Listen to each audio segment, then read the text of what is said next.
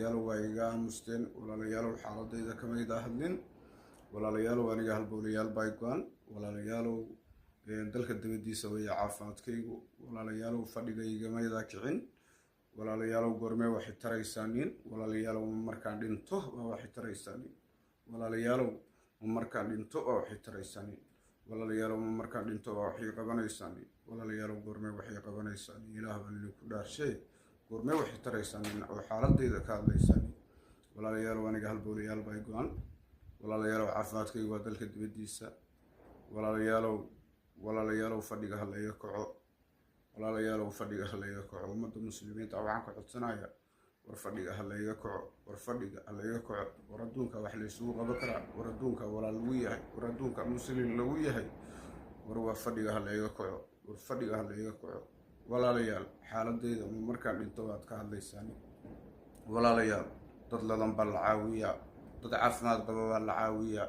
laakiin anigu wiil xanuunsan baan ahay wiil Soomaaliyeed baan ahay muddo badan baan dhaawacay walaalayaal xaaladayda hal laga soo hadlo walaalayaal xaaladayda hal laga soo hadlo walaalayaal maxaad ii dayacaysaan ilaahay baa xanuunka ii keenay subxaanahu wa ta'aala ilaahay baa xanuunka ii keenay laakiin waad igu nacdeen xanuunka ilaahay ii keenay waad igu nacdeen ilaahay mid caafimaad qabta waa soo qabtaa ilaahay mid xanuunsan waa caafimaadiya laakiin walaalayaal la isku manayo xanuunka ilaahay baa ii keenay subxaanahu wa ta'aala ilaahay baana iga keen jeclaaday laakiin walaalayaal xanuunka ilaahay keeno la isku manaco dad baa sanka iga qabsada walaalayaal oo dhaha waa ka kii curyaanka ah walaalayaal garab halaysiiyo muddo badan baan dhawaaqay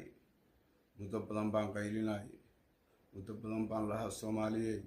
muddo badan baan lahaa Tolaayay muddo badan baan si kasta u hadlayay walaalayaal waad ii joogi weydeen walaalayaal maxaad igu hakranaysaan waana Soomaali ahayn waana wiil muslim oo Soomaaliyeed ahayn walaalayaal maxaad ii dayacaysaan dad caafimaad qaba baa la caawiyaa dad maal iyo hanti haysta la caawiyaa walaalayaal aniga xaaladayda waa ka aamusteen walaalayaal markaan dhinto waxay taraysaan markaan dhinto baad iga soo hadlaysaan goormee iga soo hadlaysaan goormee garab siinaysaan